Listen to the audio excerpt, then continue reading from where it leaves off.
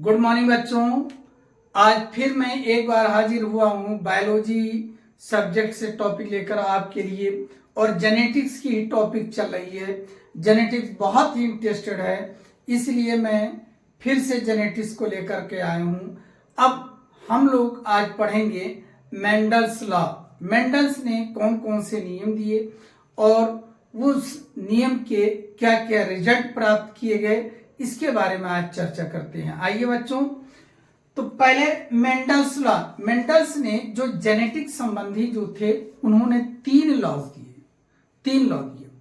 पहला दिया monohybrid cross, जिसको एक संकर क्रॉस कहते हैं, या इसको लॉ ऑफ डोमिनेंस भी कहते हैं।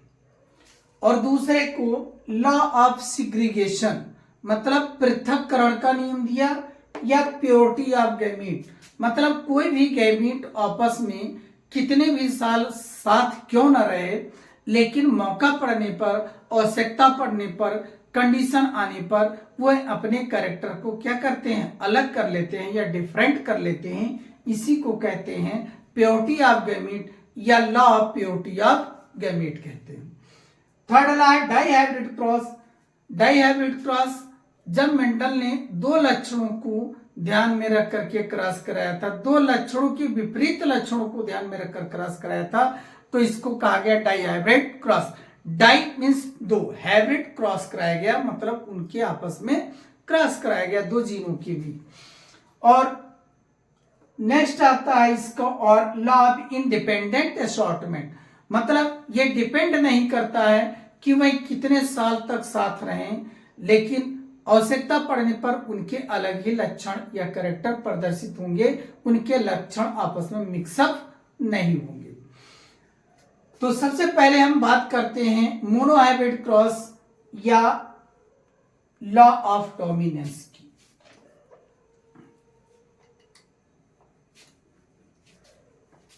सबसे पहले लॉ ऑफ डोमिनेंस की बात करते हैं। जो लॉ ऑफ डोमिनेंस है, मेंडल का प्रभाविता का नियम है, डोमिनेंसी का नियम है, यह मोनोहाइब्रिड क्रॉस पर डिपेंड है।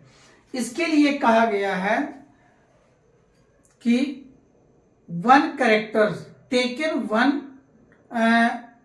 Character contrasting character cross between two each other, तो इसको हम क्या कहेंगे, मोनोहाइब्रिड क्रॉस।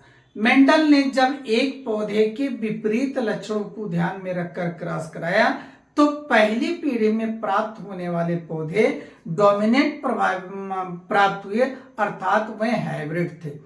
और जब इनका F2 कराएंगे तो उसका रिजल्ट देखिए अलग कुछ आता है। लेकिन हम F2 जनरेशन में नहीं जाएंगे, केवल हम यहां पर डोमिनेंस या डोमिनेंसी तक ही रह पाएंगे।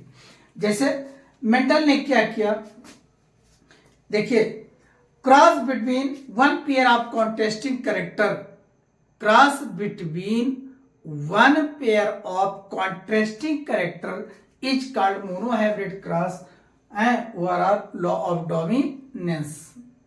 तो देखिए, मेंडल ने सपोज दैट क्या लिया, प्योर टाल प्लांट लिया, प्योर टाल प्लांट,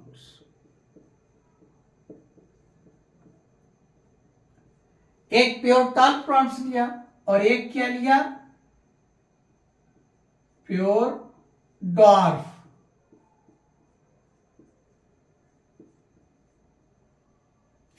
एक प्योर टाल और एक प्योर डॉर्फ प्लांट लिया। प्योर टाल में कैपिटल टी और प्योर डॉर्फ में स्मॉल टी। ये शुद्ध बौना है और ये शुद्ध क्या है, लंबा पौधा है। ये डोमिनेंस है और ये क्या है, रिसेसिव है। जब इसको क्रॉस कराते हैं, कैपिटल टी स्मॉल टी, इससे कराएंगे, इससे कैपिटल टी स्मॉल टी, इसको लीजिए, इससे क्रॉस कराइए, कैपिटल टी स्मॉल टी, इससे लीजिए, इससे क्रॉस कराइए, कैपिटल टी स्मॉल टी। अब आप देखिए यहां पर जब प्योर टॉल प्लांट और प्योर डॉर्फ शुद्ध बौने पौधे का क्रॉस कराया, तो इस प्रकार आपको चार प्लांट प्राप्त होते हैं। इनको कहते हैं ऑफ स्प्रिंग। क्या कहते हैं, ऑफ स्प्रिंग। इनको ऑफ स्प्रिंग कहते हैं यूं कह लीजिए ये सभी क्या हमको मिले, हाइब्रिड प्राप्त हुए। क्या प्राप्त हुए, हाइब्रिड। हाइब्रिड प्राप्त हुए मतलब इसके और इसके दोनों के जीन हैं, इसलिए इनको क्या कहा गया, हाइब्रिड कहा गया। और इसको क्या कहेंगे, ये पहली पीढ़ी के हैं, इसलिए इन्हें कहेंगे F1 जनरेशन। क्या कहेंगे, F1 जनरेशन कहेंगे, पहली पीढ़ी कहेंगे। अब देखिए बाहर से ये भी टॉल है, ये भी टॉल है, ये भी टॉल है और ये भी टॉल है। तो बाहर से सभी पौधे क्या है, टॉल हैं, मतलब ऑल प्लांट्स आर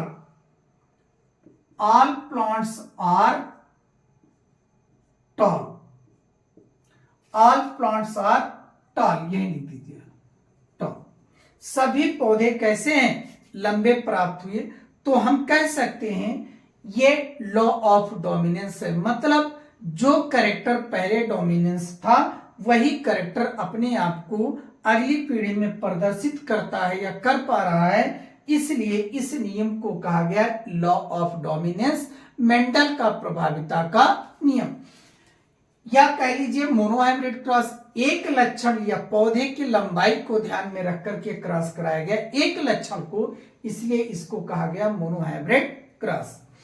अब इसकी सेकेंड जनरेशन कराएंगे तो वो कैरेक्टर दूसरा आएगा, लेकिन इसकी सेकेंड कैरेक्टर हम लॉ ऑफ डोमिनेंस में कराएंगे नहीं, इसकी हमें जरूरत नहीं है।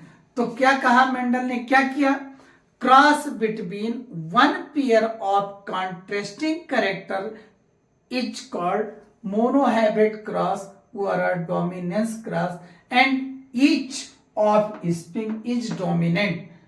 क्या है, प्रत्येक ऑफ स्प्रिंग कैसी है, डोमिनेंस है, और या प्राप्त क्या हुई है, सभी के सभी क्या है, हाइब्रिड है। हम कह सकते हैं जब एक शुद्ध लंबे पौधे का क्रॉस एक शुद्ध बौने पौधे से कराते हैं तो पहली पीढ़ी में सभी पौधे लंबे प्राप्त हुए अर्थात संकर प्राप्त हुए, हाइब्रिड प्राप्त हुए अर्थात दोनों के लक्षण थे। इस प्रकार हम कह सकते हैं कि पौधे का लंबापन पौधे के बौनेपन पर प्रभावी है, इसलिए इसको हम कहते हैं लॉ ऑफ डोमिनेंस। तो बच्चों ये मेंडल का पहला नियम था, इसको खूब अच्छे से पढ़िएगा और इस तरह क्रॉस बना करके भी पढ़िएगा जिससे कि आपको तैयार हो जाए या रटा रहे। ओके, थैंक यू बच्चों।